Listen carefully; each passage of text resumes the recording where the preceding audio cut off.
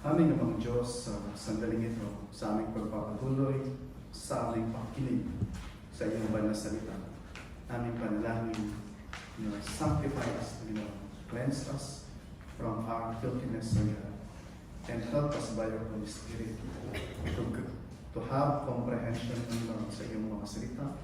At ito, Panginoon, ay magbunga ng pananampalataya, magbunga ng kaligtasan, at magbunga, Panginoon, ng paglago sa aming pananampalataya, sa aming pagsamba, at sa aming pag-ibig sa inyo.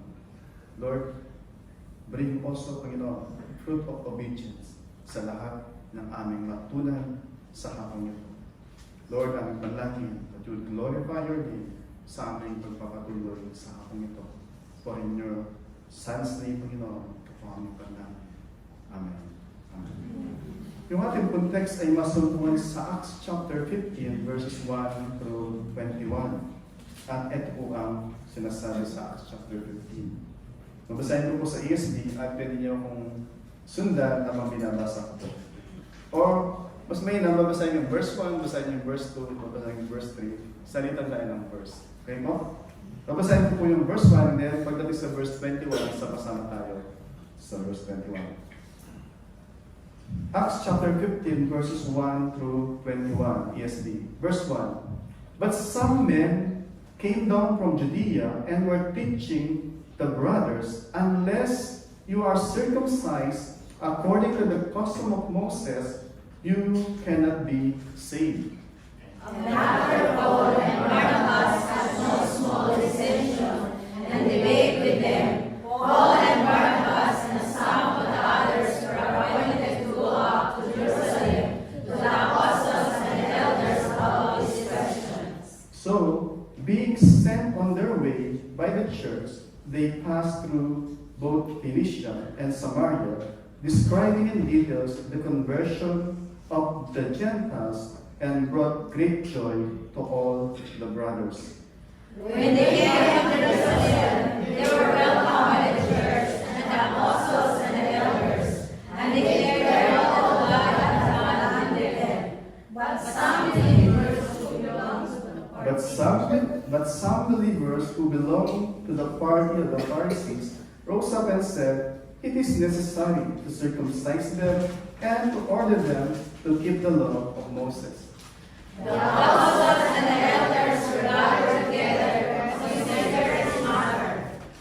And after he had been much debate, Peter stood and said to them, "Brothers, you know that it's in the early days God made a choice among you that by my mouth the Gentiles should hear the word of the gospel and believe. And God, who knows the heart, bore witness to them by giving them the Holy Spirit, just as He did to us. And he made no distinction between us and them, having cleansed their hearts by faith. Now therefore, why are you putting God to the test and placing on the neck of the disciples and make their hearts glorify the Lord? Verse 11, but we believe that we will be saved through the grace of the Lord Jesus, just as they will. And all the assembly fell silent, and they listened to Barnabas and Paul as they related what signs and wonders God had done among them among the Gentiles. After they finished speaking, James replied, "Brothers, listen to me. Simeon has manipulated of God first visited the Gentiles to take from them every people his name.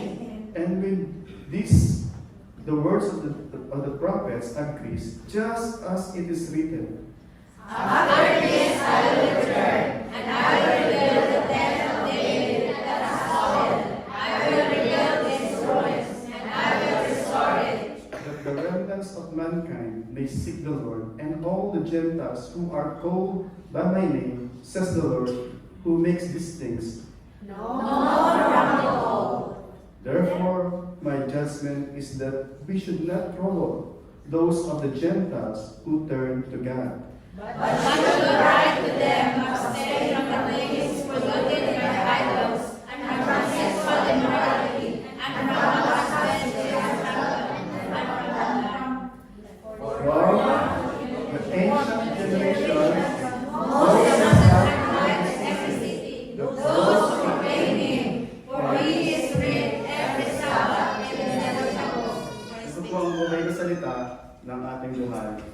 Amen.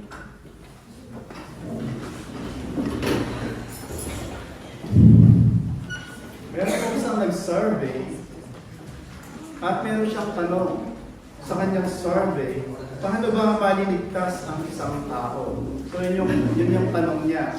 At multiple choice, yung letter A, dapat pipili ka ng sagot mo.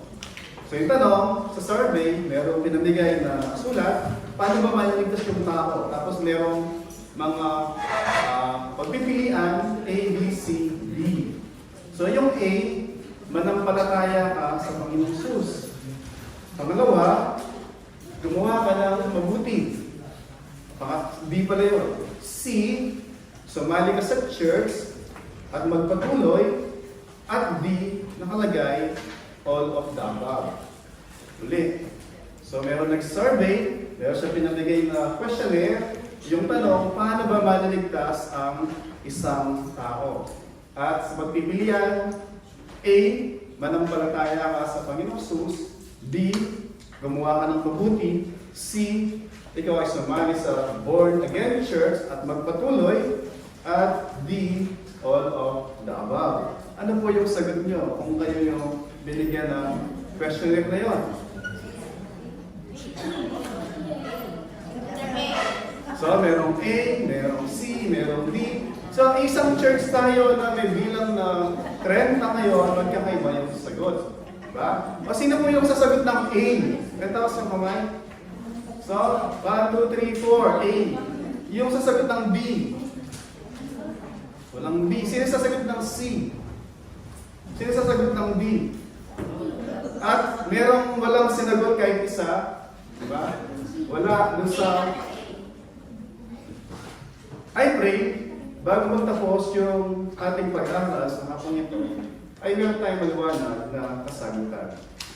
Maliwanag sa atin, convinced tayo, and it will affect how we conduct yung buhay natin and how we obey yung ating Panginoon na nagbigay sa atin ng The Great Commission. Hindi lamang yung The Great Commission na mandate, but yung The Great Commission na church. So, paano ba maliligtas ang isang tao? How is a person saved? Paano? Pero bago natin sagutin yung paano, sagutin mo natin yung saved. Saved from what? Diba? Kailangan natin maligtas saan? Saved from what? Kung kailangan natin maligtas, dapat tayo maligtas saan? Diba? Dapat alam natin kung saan tayo dapat maligtas. Diba? At saan po ba tayo dapat maligtas? Tatanungin niyo katabi niyo, saan ba ako dapat maligtas? Hintayin niyo yung sagot niya, and then sagutin niyo rin yung ano yung sagot niyo dun sa tanong. Paano, saan ba kayo dapat maligtas?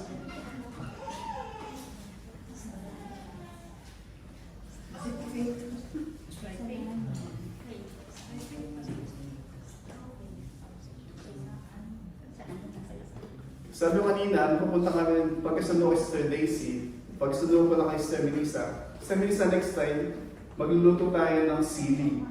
Para pagka yung nasa church na wala ng power, distribute natin para lahat ay gising.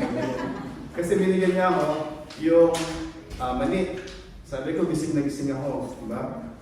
So, kwento mga kapatid ko na, saved from what?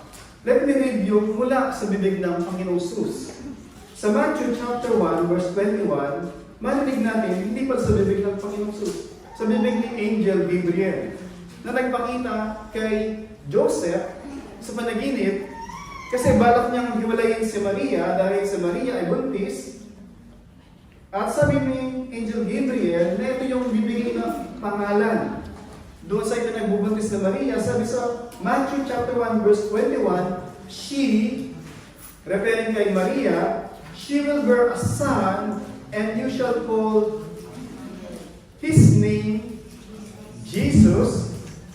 Sabi doon, you shall call his name Jesus. Yung word na Jesus sa Old Testament, ang ibig sabihin Joshua. Yung Joshua, ibig sabihin, the Lord saved. Tandaan niyo yung ano yan, Joshua, the Lord saved, o Savior, yun ang ibig sabihin. God is our Savior. So you shall call his name Jesus, bakit sabi doon? For He will save His people from their sin. So maliwanag na sinabi doon, you shall call His name Jesus, and He will be the Savior of the people from their sin. Pero gusto makita natin, yung sin meron siyang tatlong, o yung ating kaligtasan sa sin, meron siyang tatlong stages. We are to be saved from sin, pero yung sin, meron siyang tatlong stages ng kaligtasan. Una, yung kaligtasan ay we are saved. Pag ikaw ay yung what, sasabihin natin mamaya yung what, o how, pero yung kaligtasan, meron siyang tinatawag na we are saved. Pangalawa, we are being saved. And pangatlo, we shall be saved.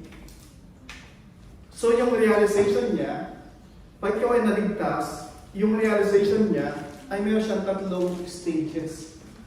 Sample na nampalataya ka sa Panginoon, so sinabi mo ako ay ligtas. Ligtas ka from what? Meron siyang tatlong estado o process, sabihin natin. Romans 8:1, pag titignan niyo po yung Bible niyo, bago tayo bumalik sa ating pasahe, doon sa Acts chapter 15, gusto kong, let's take a look quickly doon sa Romans chapter 8.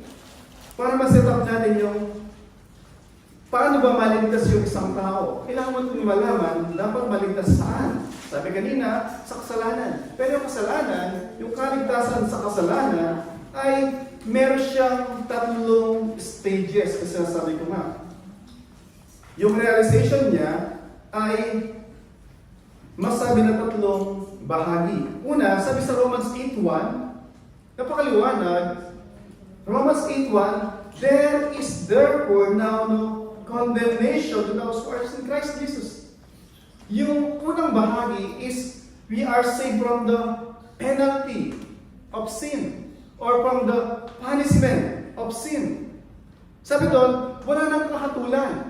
Pag sinabing wala nang kahatulan, wala nang judgment, wala nang punishment, wala nang penalty.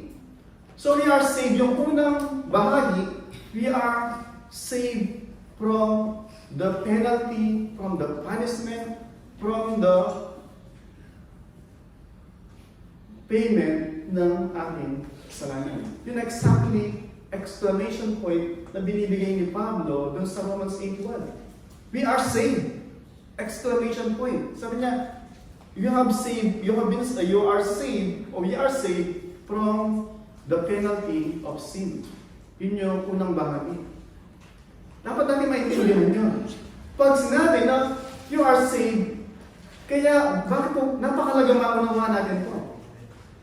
Napakalaga na maunawaan natin ito kasi nakabangko yung ating assurance sa buhay na ito doon sa salita na yon, doon sa proposition na yon.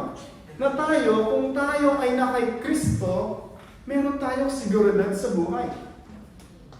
At base sa seguridad ng buhay na yon, aakto ka ngayon, mamumuhay ka ngayon, base doon sa kaunawaan natin, doon sa katotohanan na yon. Kung alam mo na hindi ka tiyak sa buhay, then namumuhay ka na merong pag-aalinlangan, na merong pag-aalala, na merong o wala kang katiyakan. Diba? Iniisip mo lagi, paano na? Ano na mangyayari? Bakit? Kasi wala kang katiyakan sa buhay. Pero sinasabi ni Pablo, yung Romans chapter 1 hanggang chapter 8, ini-establish ni Pablo yung ating posisyon kay Kristo bilang mananampalataya. Pagdating sa chapter 9, and onwards, sinasabi niya, dahil totoo yung mga to, chapter 1 hanggang chapter 8, ngayon, eto dapat kayo mabuhay. Lagi, yung Biblia, ilalatag niya muna yung truth, yung facts about God, about us, and then sabi niya, base sa katotohanan na to, ngayon, eto dapat kayo. Agad niyo po yung gusto nating patunguhin. Kasi napakalaga po nun. Kung hindi natin alam, kung hindi tayo tiyak na tayo ay pinatawad na ng Diyos sa ating kasalanan na wala nang kahatulan para sa atin, then nag-aalinlangan tayo lagi, nag-aalala tayo lagi. Pero kung tiyak ka, kagaya si Pablo, sabi ni Pablo, kung mamamatay ako, praise God. Kung mabubuhay pa ako, praise God still. I will serve Him while I'm alive, and when I die, I will glorify Him sa Kanyang presensya. Whether in death or in life, tiyak si Pablo. Ganon din yung sinasabi niya sa akin. So we are saved from the punishment, from the penalty, and from the payment na nire-require ng kasalanan. So we are saved. Pangalawa, we are being saved. Saved from what? From the pollution of sin. So saved na tayo. Tiyak na meron na tayong langit. Tiyak na hindi na tayo mapupunta sa impyerno. However, habang nandito tayo, there is a struggle dito sa flesh nito. Dito sa mind na to, nandito yung battlefield. Si Satan nilalaro lagi ito. Yung emosyon natin, laging tinitrick ni Satan. Bakit? Kasi yung pollution ng sin sa ating katawan, yung remnant ng sin, ay nandito pa rin. New creation na tayo, new creature, dun sa lumang kaha. Yung katawan na to, ito yung kaha. Pero sa loob nito, nandun yung new creation. Pero nandito siya, incarcerated siya dito sa old case. Na yung old case ito yung instrument, either gumawa ng mabuti o gumawa ng masama. Yun yung sinasabi ni Pablo. Kaya sabi ni Pablo, di ba? Oh, wretched man that I am, who shall deliver me from this body of sin? Sabi niya, yung gusto kong gawin, hindi ko ginagawa. Yung ayaw kong gawin, yun naman ang ginagawa ko. Who shall deliver me, sabi niya, from this body? Kaya nga sabi niya, pagdating doon sa Romans chapter 12, sabi niya lagi na, be transformed by the renewing of your mind. Na yung mind natin, mag-umapaw. Yung truth of who we are, yung truth of who God is, para yung ating iniisip ay nakatuon lagi doon sa totoo about us. Hindi ko makalimutan yung illustration ni Pastor Dong. Lagi niya sinasabi, yung prinsesa, alam niyo, may reyna at may prinsesa. Yung prinsesa nagpaalam, oh, Mother Queen, kailangan magpaalam. Attend ako ng party. Sabi ng reyna, no problem, my daughter. But remember who you are. You are a princess. Act like a princess. Act like one. Pero sabi ng Ephesians, sinasabi ni Pablo sa atin, we are saints. And we have to act like a saint. You cannot sabi mo, saint ako, and then you're acting like a devil. Right? Merong contradiction yun. So we are being saved. Hindi pa tayo completely saved. Doon sa katawan na to, there will be struggle. Kaya nga sabi sa 1 Corinthians chapter 1 verse 8, ito po sabi ni Pablo sa atin, sa 1 Corinthians chapter 1 verse 8, he's giving us an advice, an admonition. Sabi niya sa 1 Corinthians chapter 1 verse 18, the word of the cross is a folly to those who are perishing, but to us who are being saved. But to us who are being saved, it is the power of God. Sabi niya, for us to survive yung mundong nabubulok, yung sistema na nabubulok, yung sistema na ito yung inaagrihan ng marami, ito yung tama, yun yung mundo di ba? Botohan. Kung maraming bumoto, maraming pumirma, then so be it, doon tayo. Yun yung mundo, yun yung sistema ng mundo, bulok. Di ba? Pero sinasabi ng salita ng Panginoon, hindi na dapat kayo doon. Kaya nga, yung salita ng Panginoon, sabi niya, mag-umapaw sa inyong isipan. Dito sa inyong isipan, and then it will flow sa inyong puso. It will move your hands. It will move your eyes. It will move your legs to do what's in accordance doon sa salita ng Panginoon. Para hindi tayo nasusway. Ito yung pinupunta ng marami, ito yung pabor yung marami. Hindi tayo ganon. Ang Panginoon Jesus, nung ipinapako siya sa krus, nag-agree lahat. Except, I think, isa lang o ilan lang yung hindi nag-agree sa Sanhedrin. Naipako sa krus, pero tama ba sila? Mali sila. So, hindi ibig sabihin na popularity, mas marami yung pumupunta dito, doon tayo. O ginagawa ng karamihan ito, doon tayo. Hindi dahil ginagawa ng ating mga kababayan na hindi pa kasal, nagsasama na, yun ang tama, na yun yung normal. Abnormal yun sa Diyos. At sa ating bilang mga Kristiyano na alam na yung salita ng Panginoon, our mind should be tuned dito sa salita ng Panginoon. Para kayo yung kaibigan mo, kaklase mo, sino pa man, mga nanauna sa'yo, yun ang ginagawa nila bilang Kristiyano na ngayon, bilang nanay na Kristiyano na ngayon, we have to advise, we have to teach yung ating mga anak kung ano yung sinasabi ng salita ng Panginoon. Ginawa mo na dati, huwag mo nang hayaan, gawin pa ng anak mo. Ginawa na nila dati, at ngayon na meron silang oportunidad na marinig nila sa atin, we have to warn them. So that they too might be saved, and they will be saved. Doon sa remnants ng sin na still naglalaro pa rin sa ating mga katawan, tinutukso pa rin tayo. And merong kanta na, prone to wonders, Lord, I feel it, right? Lord, prone to flee from the God that I love. Yun tayo, we are so prone to wonder. We are so prone to leave yung Diyos na nagmamahal sa atin. Why? Kasi yung mundo, ang dami niyang i-offer sa atin. To the point na nakabox tayo sa here and now lang. Here and now. We forget to see yung beyond. Diba? Yun ang mga nag-aalok ng credit card, diba? Sir, you can get now, pay later. Diba? Yun yung inaalok ng sanglibutan. Enjoy now, spend now, then worry tomorrow. And tomorrow, and then another tomorrow, 5 years, still, kinakalam mo uli, patungan, di ba?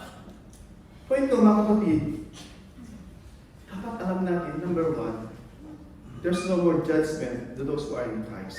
Amen. Para yung decision mo ngayon, nakabase siya dun sa who you are, forgiven. Right? So that yun yung sinasabi ni Pablo, dun sa Romans chapter 8, pag titingnan natin, Romans chapter 8, sabi ni Pablo, na yung members ng katawan natin ngayon, let me see yung 8:12. Sa Romans chapter 8, verse 12. So then, brothers, we are debtors not to the flesh, to live according to the flesh, but if you live according to the flesh, you will die. But by the Spirit, you put to death the deeds of your body, you will live. For we are all led by the Spirit of God as sons of God. Kaya sinasabi niya, ito na yung reality sa inyo. Sabi niya, you are now sons of God. And so, you should put to death yung deeds of the flesh. And let your body, your members, your eyes, your mind, yung buong katawan mo, your resources mo, let them be used for the glory of God. So yun sasabi niya, yun yung we are being saved from this body of sin. And then, we shall be saved. Ano yung we shall be saved? So, sabi kanina, yung punishment, and then yung pangalawa, pollution of sin. Yung pangatlo, we shall be saved from the presence of sin. Ano yung presence of sin? Sabi sa Romans 8:23, ito po yung sabi sa Romans lang, kinuha natin. Romans 8:23, sabi niya, and not only the creation, but we ourselves have the first fruits of the Spirit grow inwardly as we eagerly await for the adoptions as sons, the redemption of our bodies. Sabi niya, sabi niya,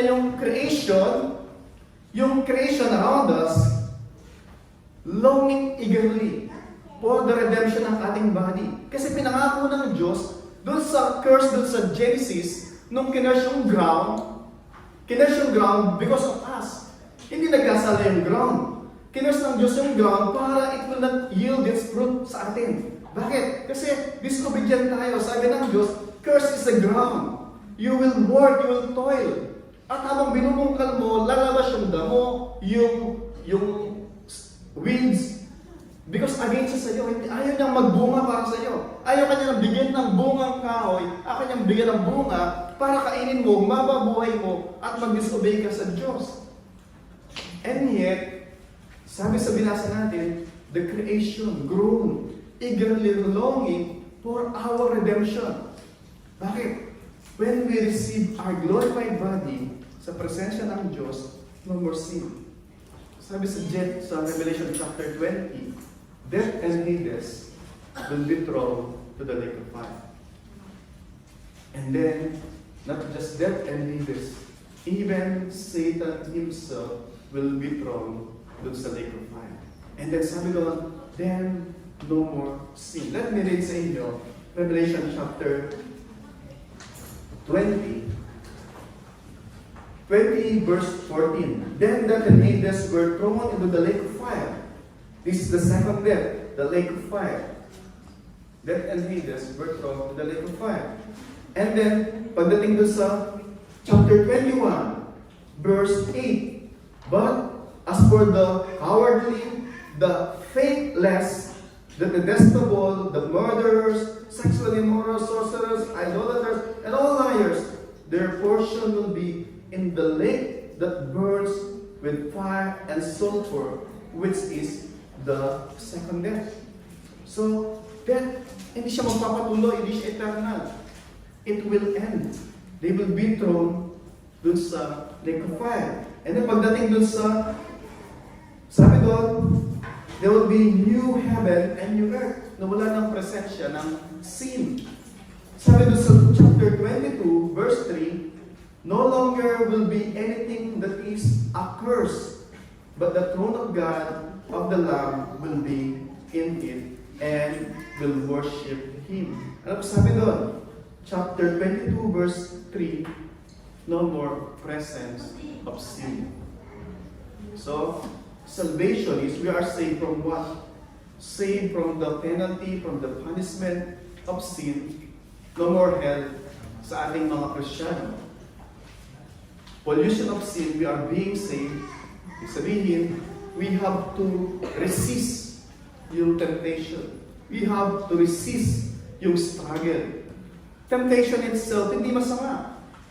Temptation, it means na tayo ay human being. Na tayo ay nakatira sa fallen world.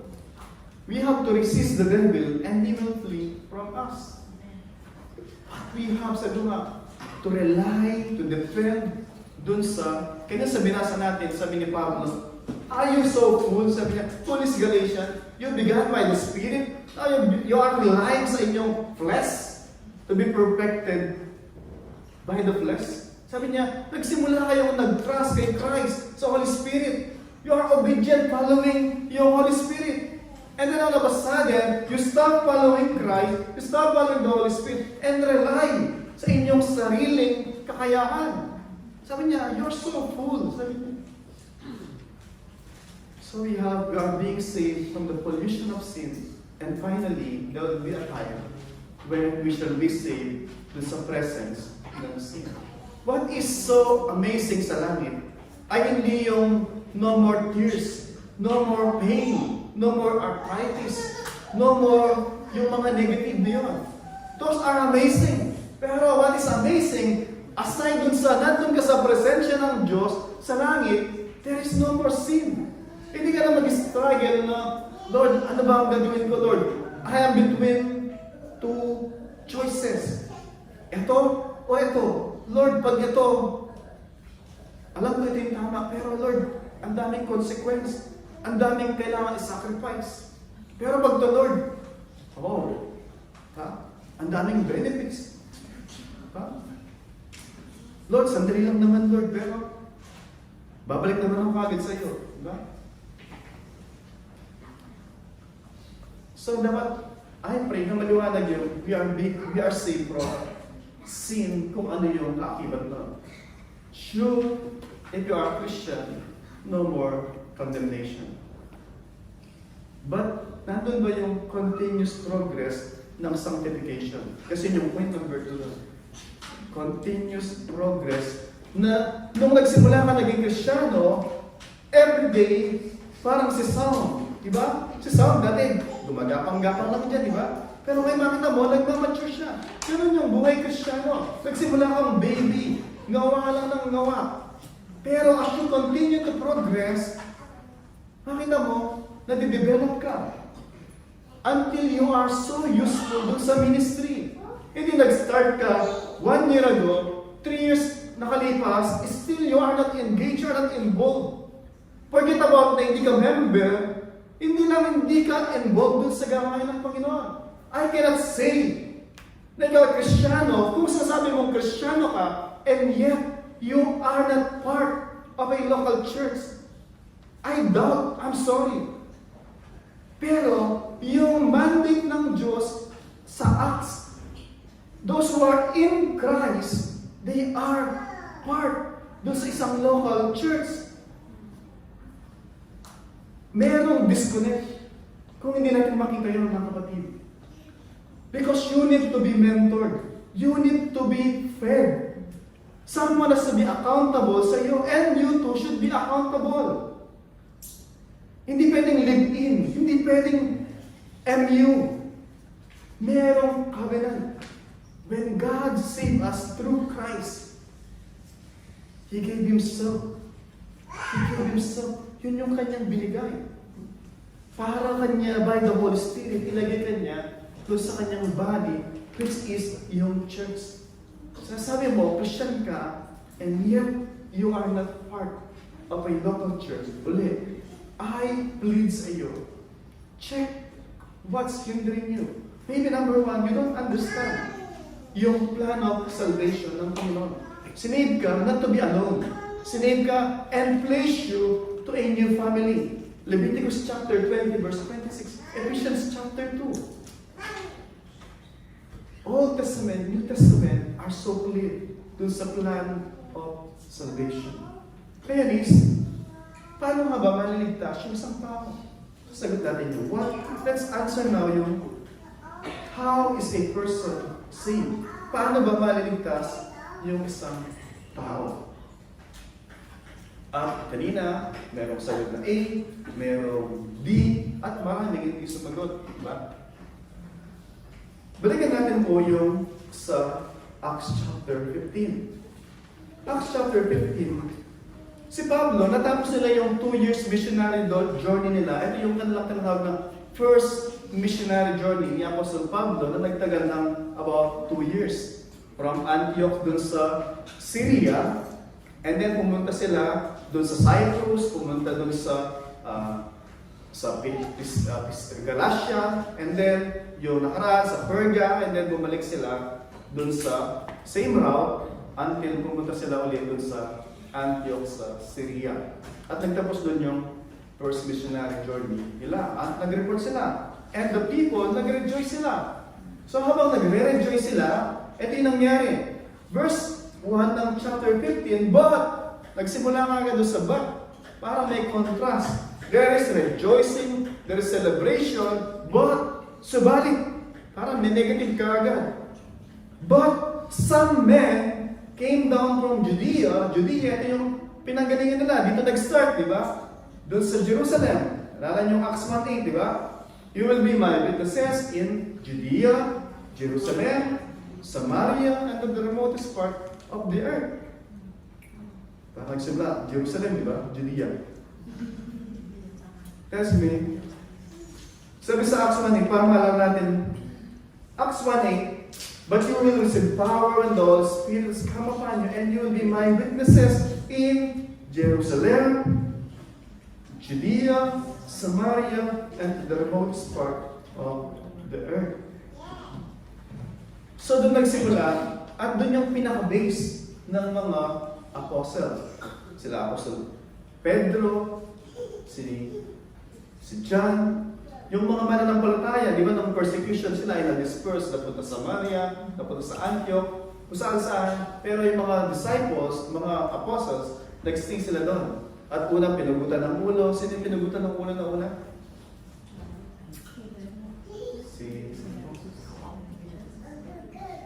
Si John?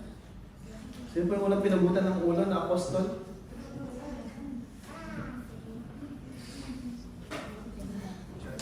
Si John the Baptist, di ba? Si John the Baptist. Sige po, malapit na. Diba si James, di ba? Nakapatid ni John. Si John the Baptist, hindi siya apostle. Isang prophet, di ba? Old Testament prophet. Nalugutan siya ng ulo, nilagay sa plate. Pero si James, nakapatid ni John, nalugutan siya ng ulo, sabi doon sa Acts, di ba? Nakalimutan natin yung, di ba? So si James, nakapatid ni John the Beloved, pinugutan ng ulo, and then may nung nagustuhan, natuwa, yung mga tao, naging on the spot, naging superstar yung nagpapugot ng ulo kay John, ay kay Apostle James. Then sabi niya, natuwa yung mga tao, sunod natin si Pedro, sunod natin si John. Kasi sila kinulong, di ba? Pero 2 times yung angel of the Lord, binuksan yung jail, kinalagan yung kanilang mga kadena, at nakakalis na. However, so nangyari, sabi doon, some men came down from Judea and teaching the brothers, at yung tinuturing nila, unless you are circumcised according to the custom of Moses, you cannot be saved. So ano sasabi nila? Maliban na ikaw ay magpa-circumcise, hindi ka maligtas. Eh paano yung mga babae? Hindi kayo pwede maligtas. Diba? Okay? So ito sabi nila, maliban na ikaw ay ma-circumcise, you cannot be saved. And verse 2, so ito yung unang kanilang opposition. Ito yung unang pagtutol dun sa pangaral nila Pablo at saka ni Barnabas at ng mga alagad. But then sabi doon, some who came down from Judea. Ibig sabihin, ito ay mga mananampalataya. Right? And then sabi sa verse 2, and after Paul and Barnabas had no small dissension, ibig sabihin yung had no small, hindi small, big, yung kanilang argument. Sabi doon, and debate with them, Paul and Barnabas and some of the others were appointed to go to Jerusalem with the apostles and elders about this question. So tanong nila is, paano maligtas ang isang tao? So yun lang, tatanong. And when they came to Jerusalem, they were welcomed by the church and the apostles and the elders, and they declared all that God had done with them. So, yung mga tao, receive sila, and declare nila, testimony nila, ito yung ginagawa ng Panginoon dun sa Gentile nation. And then, but na naman, lagi may but, di ba? Lord, gusto ko sa mulod, pero but Lord, diba? Ito yung lagi na may but, di ba? Gusto ko mong magbabautismo, but gusto ko mag-member, but, di ba? Ang daming but, di ba? Ang daming condition, di ba? The apostle and the elders, and then sabi sa verse 5, but some of the believers who belong to the party of the Pharisees. Sabi doon, some of the believers. Hindi sinabi na unbelievers. So some of the believers who belong to the party of the Pharisees, yung party, ibig sabihin sect, ito ay partido. Ano? Kasi naalala ko, tinanong sa akin ni Job, Daddy, what is circumcision party? Sabi ko, oo nga. Ano ba? Nagpa-party yung mga na-circumcised. So, yun, partido, sect, group. No? Hindi party-party yung mga bagong tuli. Ano? And sabi niya, it is necessary. Sabi niya, it is essential. It is required. It is mandatory to circumcise them and to order them to keep the law of Moses. Sabi nila, para ka maligtas, kagaya na sinabi sa verse 1, dapat kang magpatuloy. And then verse 6, the apostles and the elders were gathered together to consider this matter. And after had been much debate, so ibig sabihin, heated argument, much debate, Peter stood and sinabi niya, yung ginawa sa kanya ng Diyos, alam niyo yung sa Acts chapter 10, Acts chapter 11, kay Cornelius. Ba? Si Pedro, ay niya pumunta doon. Pero, kinilo siya ng Panginoon, kinilo si Cornelius, and then the plan is made, then nag-meet sila yung kanilang pangitain, and then pumunta si Pedro at nangaral siya ng mabuting balita. Sabi doon, di ba? There was a man, Cornelius is a devout man, always giving alms, lagi nananalangin, tumutulong sa mahirap, pero he's not saved. He need to hear the gospel. Sabi sa Acts chapter 11. Ba? And then, ang pinakahan ni Pedro, na nampalagayan niyang buong sambayan, then yung Holy Spirit ay sumakanila. So, yun po yung sa Acts chapter 11, na nirecount ni Apostol Pedro. And sabi niya that by my mouth the Gentiles should hear the word of the gospel and believe. You need to hear the gospels, nasabi ni Pedro. And people should respond by believing. Yung believe ba siyang coin? Isang coin, dito sa isang side, believe. Sa kabilang side, repent. Hindi pwedeng mag-believe, pero hindi pwedeng mag-repent. They go together. When you recognize that God is holy, we are sinners, we throw ourselves with some mercy ng Diyos. Lord, have mercy on me, a sinner. Forgive me. And I believe that you can forgive me. And I believe that Christ is my Savior, is my Lord. He lived and died and rose again to pay the punishment sa aking kasalanan. So yun yung sinasabi ni Apostle Pedro. And God who knows the heart, sabi doon, bore witness to them by giving them the Holy Spirit. They received the Holy Spirit.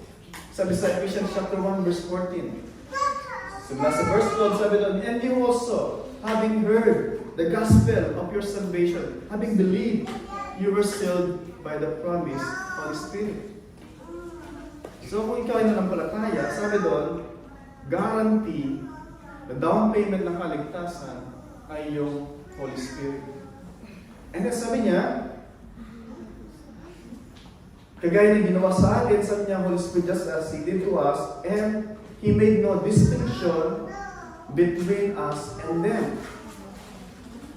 Gentile, Israelites, sabi niya,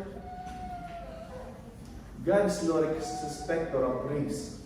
Hindi siya racial, discriminant. Hindi siya, wala siyang discrimination doon sa anong nationality mo. It's nasabi ni Apostol Pedro. And then sabi niya, having cleansed their hearts by, sabi nga, by faith. Having cleansed their heart by faith. Bilugin ko yun, na yung faith na yung nagkukonekta doon sa finished work ni Christ. Ito yung parang straw to connect us doon sa straw. Ito yung naglilink sa atin doon sa ginawa na accomplish ng Panginoon Jesus. Yung faith. Ano sabi sa Ephesians chapter 2, for by grace you have been saved through faith, not of your works, not of yourselves. It is a free gift of God. So sabi doon, it is a free gift mula sa Diyos. And then,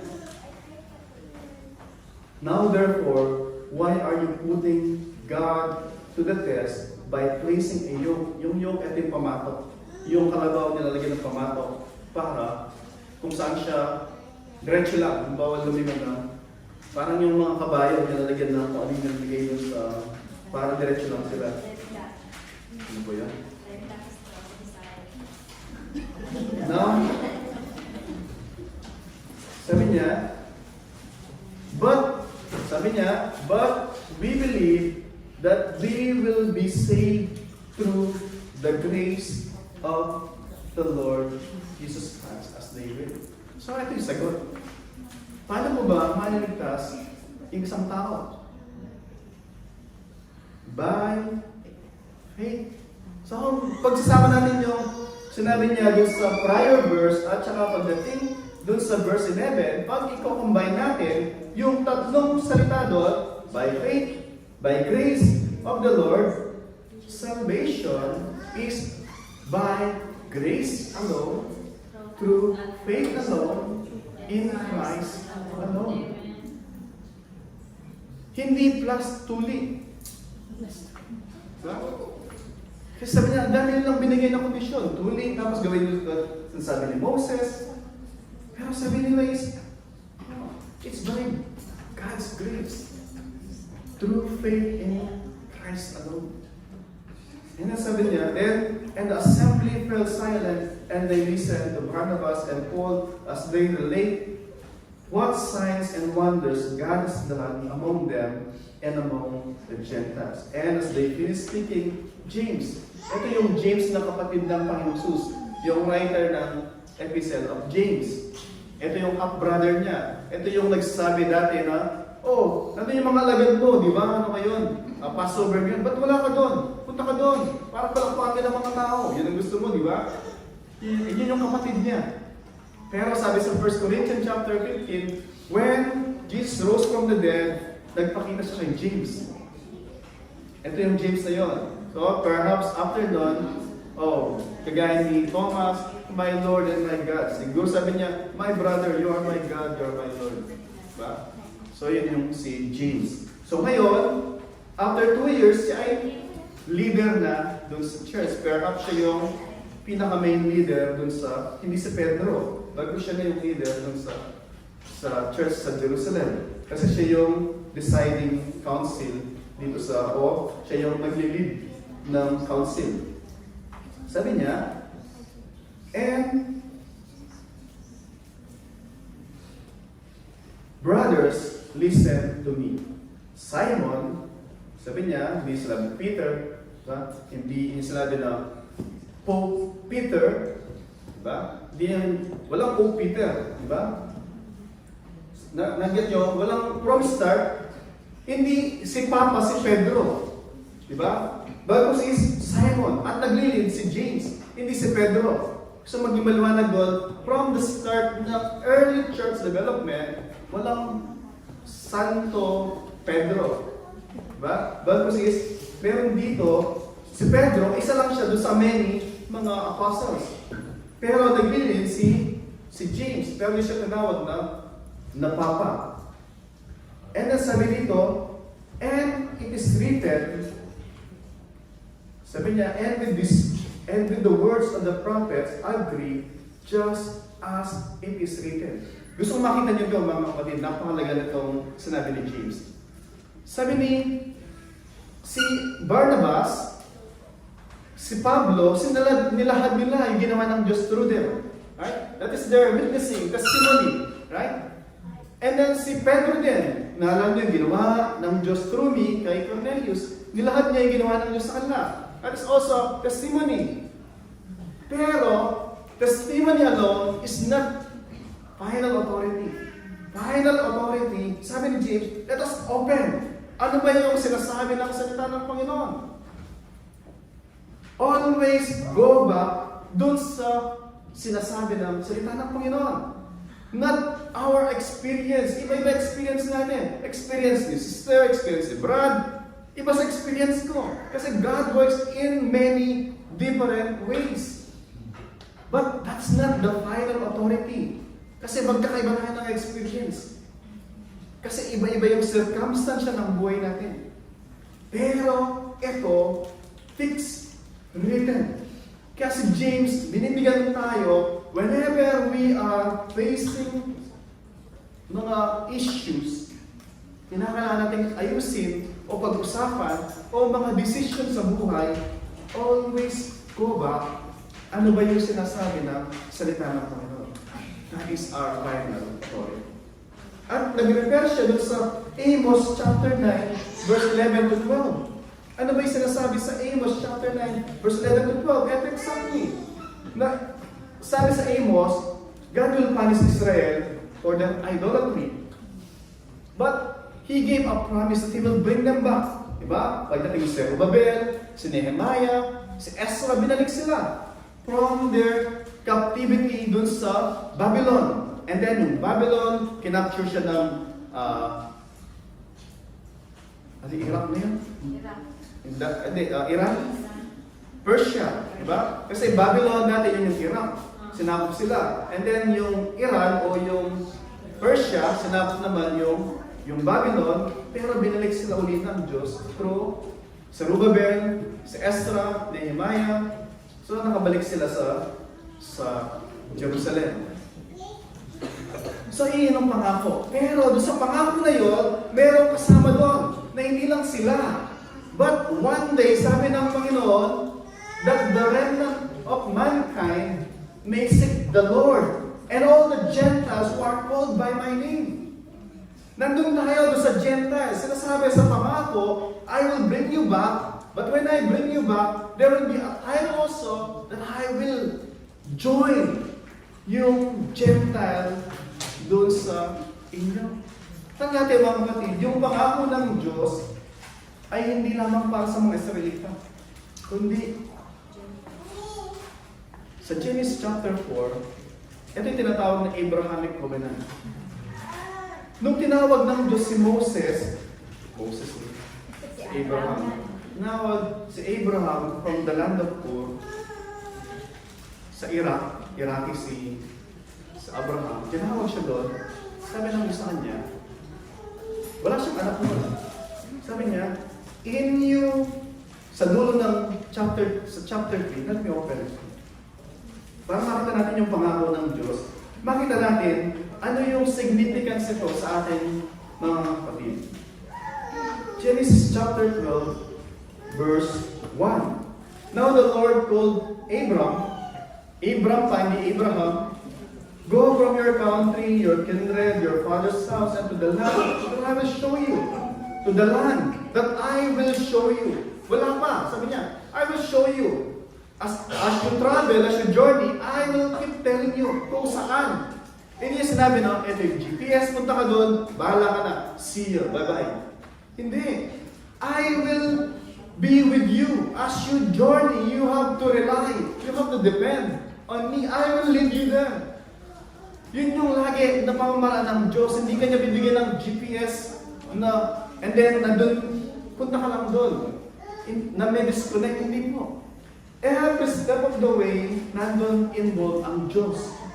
And then sabi niya, mag-jump ako sa pangako niya, I will bless you, sabi niya, your descendants will be like the bituin sa langit, sand in the seashore. Pero gusto ko makita natin dito, yung sa dulo ng, sa verse 3, sabi niya, I will bless those who bless you, and he who dishonors you, I will dishonor.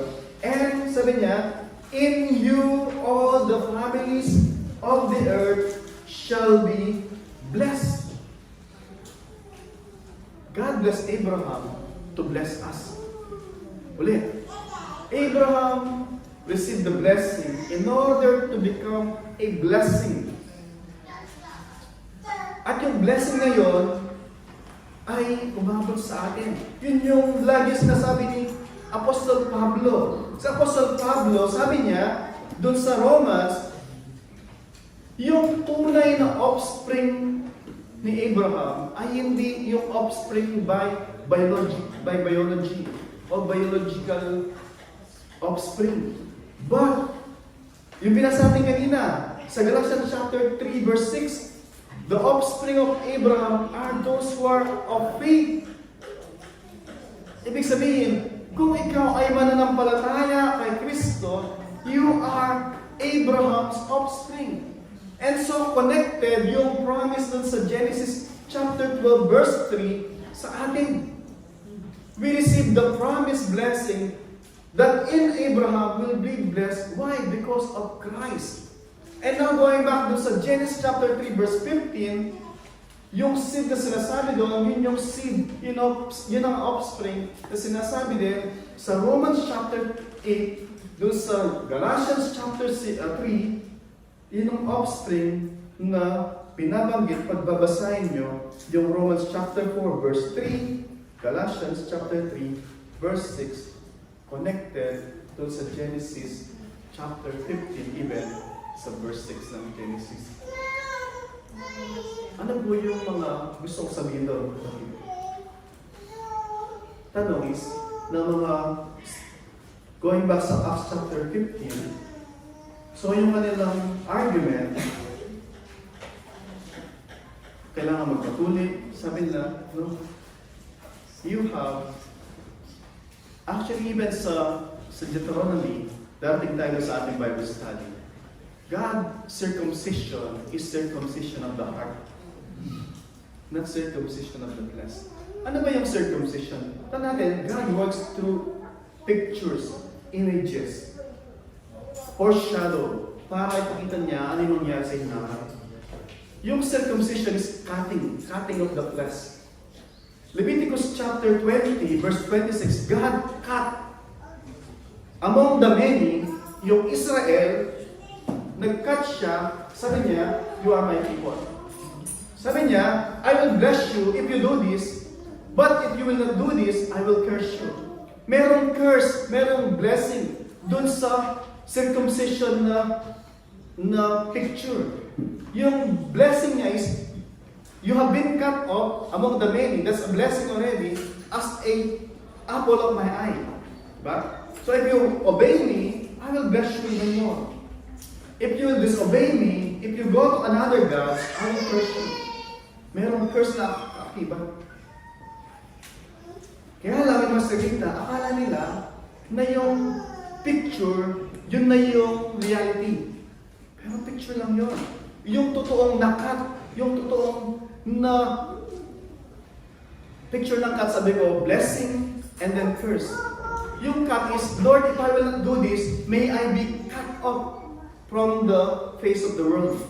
Yun yung akibat ng blessing. Bless, God has chosen you from the many, and ginawa kanyang people na belong sa Kanya.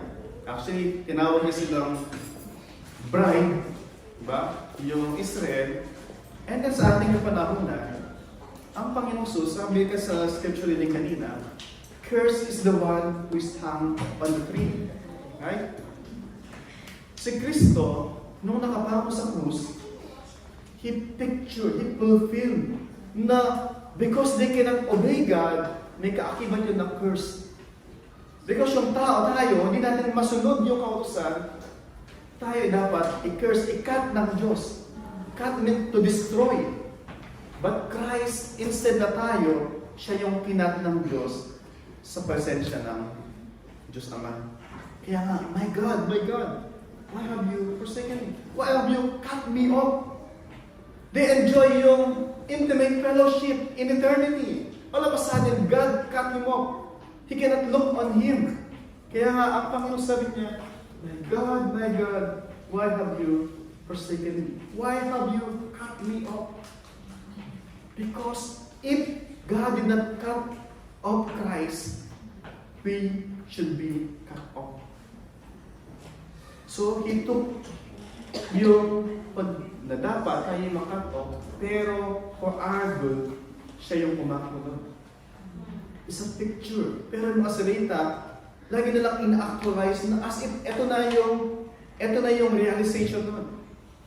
So ulit, circumcision is just a picture, symbol, kung ano yung gagawin ng Diyos through Christ.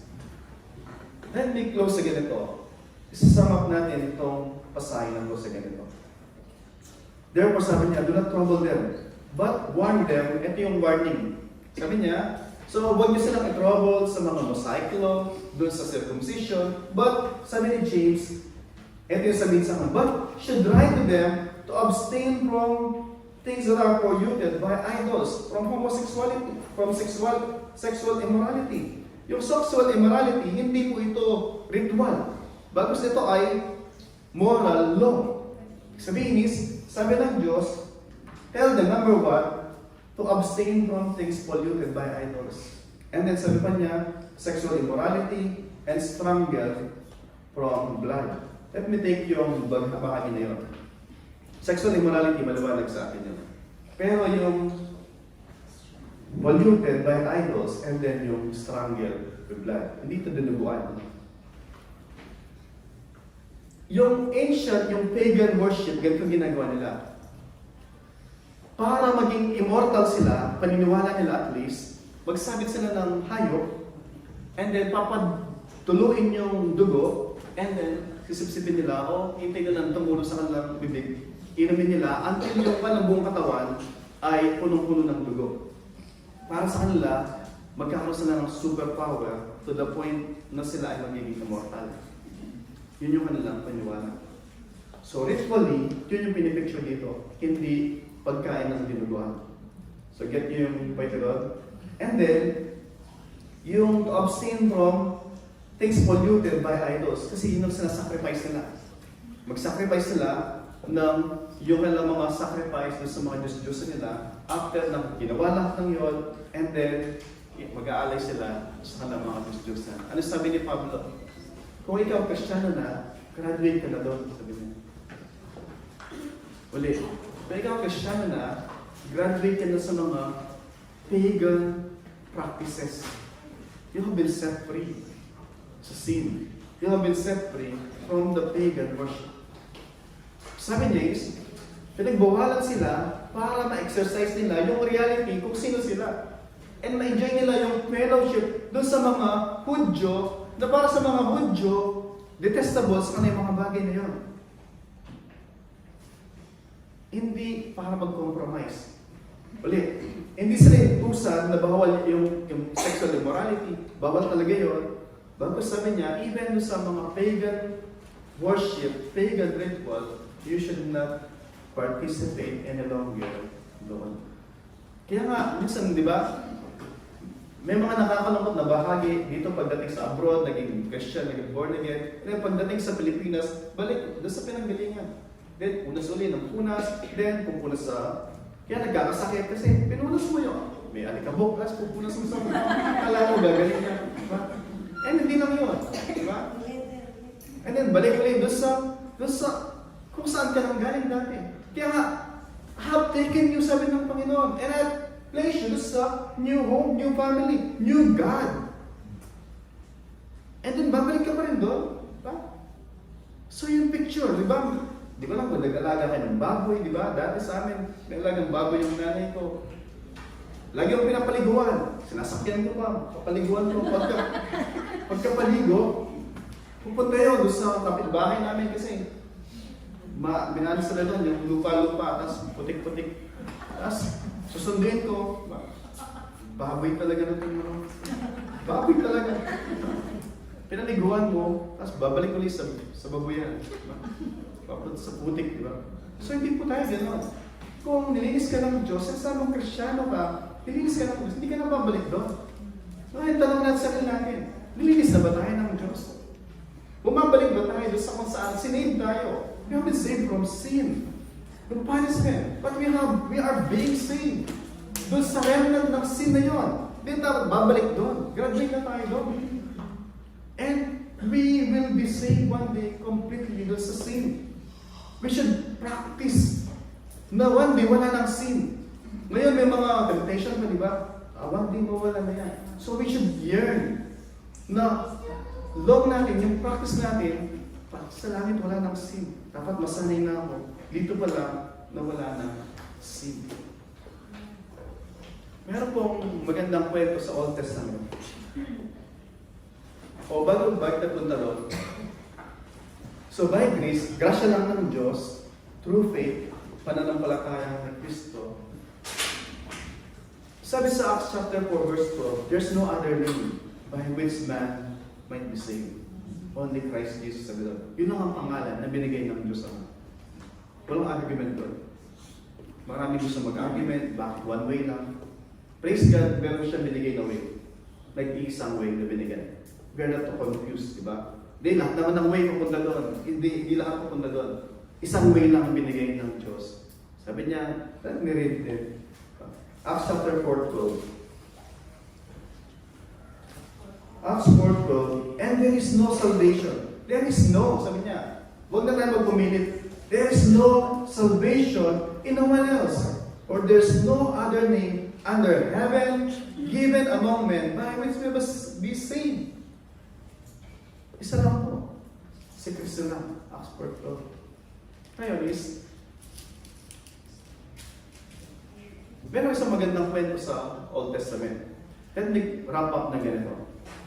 Yung kwento ng buong Bible, let's say yung big picture. I will move out, zoom out, diba? Para makita natin yung buong big picture ng Bible. Big picture ng Bible, ginawa ng Diyos yung sanglibutan, diba? As a place of worship. Gumawa siya ng mga images ng tao niya to reflect His image. That they may worship Him. Yung place is a place to worship Him. Yun yung ginawa niya. Napakalaki. Ginawa niya to worship Him. The heavens declares glory, right? The creation declares His glory. God is being worshipped by His creation. Sa Eden, enjoy yung fellowship ni Eva, ni Adan, at saka ng Diyos. But they disobeyed. God banished them, right? Sinyat niya yung Eden. Pinaalis niya sila. Pero, pagdating dun sa Exodus, and then binigyan niya sila ng promised land, yung promised land na yun is again picture ng Eden, mini Eden. Now God is calling them back, saving them from their sin, and He's willing to give them another chance dun sa promised land ay picture ng Eden. Even bago pa sa Eden, dun sa tabernacle, right? Yung tabernacle is a picture din ng Eden. Yung Eden, yung tabernacle, as they journey, God is with them. It's a place between God and us, how to live a life in the presence of the Holy God. Yun yung picture. God is saving us. Picture ng tabernacle, picture ng Holy Land, and even pagdating sa Revelation chapter 20, chapter 21, sabi doon, again, yung final Eden. New heaven and new earth. And no more sin. Yun yung picture. But in between, pagdating sa New Testament, yung church, yun yung new Eden naman. Until dumating tayo sa new heaven and new earth, yung church, ito yung picture where the Holy Spirit dwells, where God the Father dwells, where Christ dwells, yung picture ng church. So tayo yung parang Eden, tayo yung tabernacle, and tayo yung promised land. Because God meets His people. And through His people, we mediate para sa mga tao na wala pa kay Kristo. Naget nyo? Because God wants to bless yung Gentiles. Kasama tayo doon. At marami pang Gentile that they need to hear yung gospel. One of the, pag binabasa natin minsan yung Old Testament, especially when God commanded Joshua to annihilate yung Canaan, yung Jericho, the instruction is, except gold and silver, annihilate all of them. Old, young, male, women, donkey, sheep, oxen, lahat, destroy. Destroy, as in destroy. Pagbabasahin mo yung, my God is so mad. Huh? Pero pagbabasahin mo, di ba? Sa Genesis chapter 12, Abraham, tumingin ka sa lugar na yan. Binigay ko na sa yan. Pero not now, 400 years pa. Bibigyan ko ng pagkakataon. 400 years yung mga Canaanites mag-repent. Because their iniquity is not yet full. So, pupuntahan mo na kayo sa Egypt, 400 years doon, mag-slave kayo, and then after 400 years, I will use you as a hammer sa akin naman to punish them. Yung mga Canaanites, yung kamatayan nila, it's not just because to give them land. The land is one thing, pero hindi yun pinaka-purpose. God can give them land sa Mercury, sa Venus, kahit saan pa. God is powerful. Ang daming empty, vast land that time. But God used them in His hammer to punish them. Why? Because they sacrificed to idols. They sacrificed their children to idol. Pagbabasahin niyo yung Judges, mayroong isang judge na after nga manalo, if I will win this battle, I will sacrifice my daughter. Sinacrifice niya yung daughter niya. Kay Molech. Akala niya, ang Diyos na si Yahweh ay natutuwa pag sacrifice mo yung anak mo. Yun ang ginagawa nila. Pero gusto mo i-close yung ganito. So sa kabila na yung instruction to destroy, annihilate yung Jericho. Ulit, gusto makita yung very grim, brutal na picture na pwede niyong imagine. Sabi ng Diyos, I have to punish Canaanites and I will use you, Israel, to punish them. Matanda, bata, donkey, lahat ng hayop, kahit bata, patayin lahat. Patayin. As in patayin. Because I will punish them. Pagdating doon, pupunta na sila, nag-send ng spy. Sino yung unang magamit natin? Nag-send si Joshua ng dalawang spy. Sino yung unang karakter na makikita natin? Si Rahab, isang prostitute. Sabi ng Diyos, destroy all of them. At anong ginawa ng Diyos? Pinakita niya, bago ba i-destroy, meron siyang sinave. Hindi Israelita. Isang Canaanites, destined to be destroyed. But God saved her first. Even yung kanyang buong sambahayan. Hindi siya Israelita. Siya isang pagan worshiper. Ano yung picture na pinapakita sa atin ng Diyos?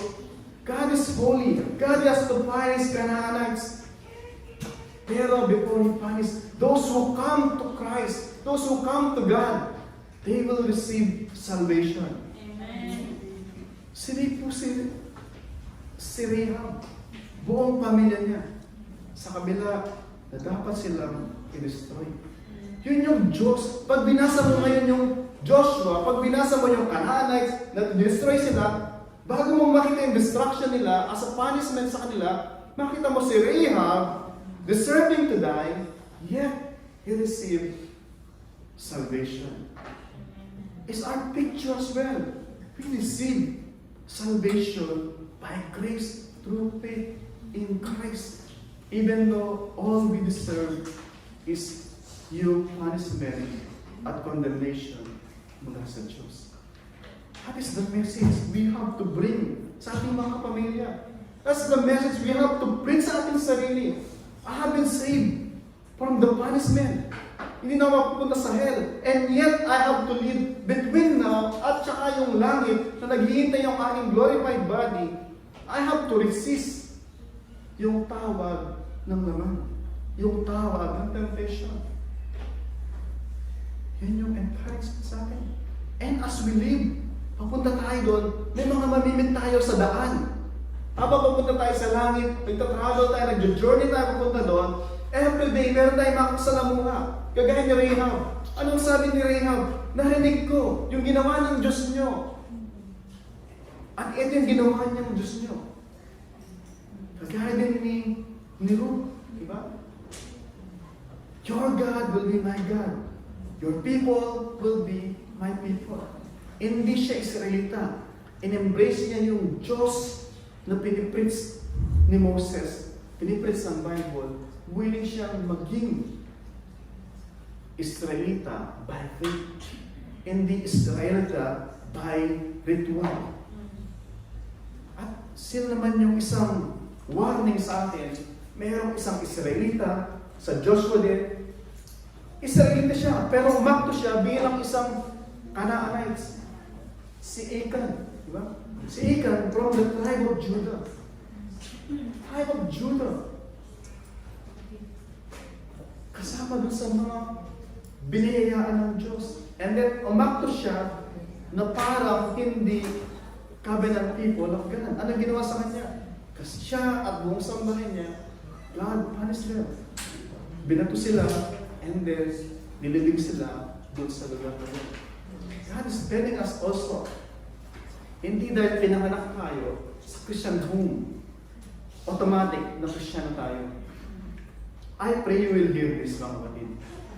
Si Achan, pinanganak siya sa Israel. Si Achan, nakita niya kung paano pinatawid sila ng Diyos sa Red Sea. Nakita niya yung pillar of fire, pillar of cloud by night. Nakita niya kung paano pinakain sila ng Diyos sa wilderness for 40 years. And yet, he disobeyed. Mas pinili niya yung sanlibutan. Ano yung consequence? Judgment. Uli, mga kapatid, hindi dahil sa Kristiyano kayo, mga magulang, automatic yung mga anak nyo na Christian sila. Hindi automatic. you have to preach to them the gospel. That salvation is grasya lang ng Diyos. But they have to respond in faith and obedience. Talikuran yung buhay na pagtitiwala sa sarili, pagtitiwala sa laman, pagtitiwala kung ano yung loopan ng sanlibutan, at lumakad patungo doon sa nais ng Panginoon as we rebuild yung kanyang salita. Sabi ni David, paano ang isang tao makalakad na blameless before God? Makipalin yung panuntunan ng Panginoon. Pero, paano natin malaman yung panuntunan ng Panginoon kung hindi natin binubuksan ito? Gusto natin lumago. Gusto natin mag-mature. Gusto natin mag-effective. Gusto natin maging kagamit-gamit. Gusto natin maging mature, manhood, womanhood. Pero, ang dami nating mga pag-aaral, ang daming opportunity to learn, but we are unwilling. Oh, we are willing, but we are, ayaw gamitin yung word na unwilling, pero we are reluctant. Sige, kung mayroong oras. Wala akong oras eh. Mga kapatid, hindi darating yung oras sa atin. Kailangan natin tayo magbigay, mag-decide, magbili ng oras. Otherwise, kagaya ng sabi ni James, para tayo, alam niyo yung alon kung saan dalhin ng hangin. And that's sad. Kung saan dalhin yung hangin, walang direction yun. Diba? Alam mo sabi ng plywood, diba? Plywood, kung saan dalhin. I pray mga kapatid, yung salita ng Panginoon ay mag-minister sa akin sa hapong ito. And that is sa amin. Una, how you truly save from the punishment of sin, or from the penalty of sin. May buhay na walang hanggan ka ba talaga? Pangalawa, how is your sanctification, na yung pollution ng sin sa buhay mo? How are you, paano ka nabubuhay day to day in obedience sa Panginoon? Paano mo kinukombat? Paano yung struggle? Paano yung battle? Kay Kristo ka ba nanananan everyday sa mga temptation na kinakaroon natin para makamuhi tayo in line doon sa nais ng Panginoon? Or, gano'n din, come what may, she believe. Or, we are firm. Firm tayo. Parang, ang daming firm sa Bible, si Joseph, si Shadrach, Meshach, Abednego, si Pablo, si John, diba? Ano sabi ni Pedro at ni John? Huwag na kayong mangaral sa pangalan na yan. Whether it's right in your sight, sabi niya, or sa nais ng Panginoon, good chance. And even si Joshua, sabi niya, choose from you among this day, sino ninyong paglingkuran. Whether the gods, sa mga karating bayan natin, but as for me and my house. Yung confidence niya, sabi niya, as for me and my house. Yung confidence niya na siya at yung sambahan niya, they are one. Hindi sinasabi na, as for me, but for my house, I don't know. As for me and my house, we are one. We are united. We will serve the Lord. I pray mga kapatid, we can say that by God's grace. God's all strength and good.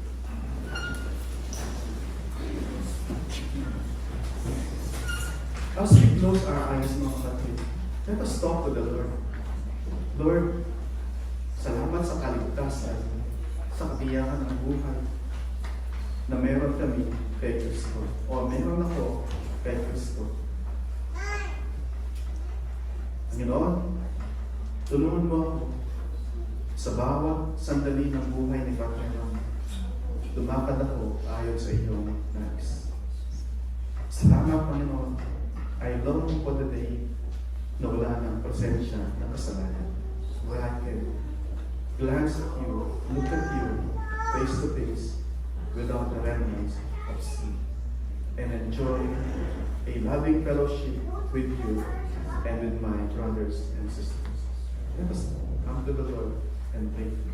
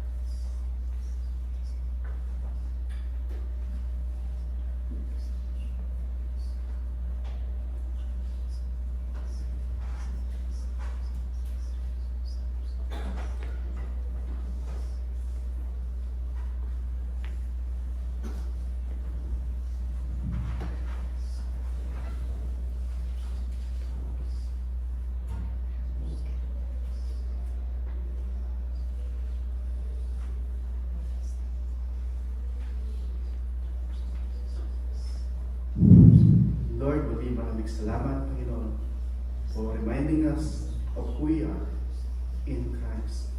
Thank you so much also, Lord, for calling us sa hapong ito that there's salvation in Christ. Lord, thank you so much. Help us. Tulad nyo, lalabas kami sa worship room na ito, Panginoon. Daladala ang kagiyakan ng buhay na walang hanggan na ipinagkaloob nyo sa sinumang nagsisi na nampalataya sa aming Panginoong Diyos bilang nag-iisa na tagapagligtas na inyong ibinigay. And as we eagerly wait for the day where we will enjoy yung aming fellowship sa inyo, kasama yung aming kapwa mananampalataya, ang kapatid. Lord, we pray, help us until then, Panginoon. Help us, Lord.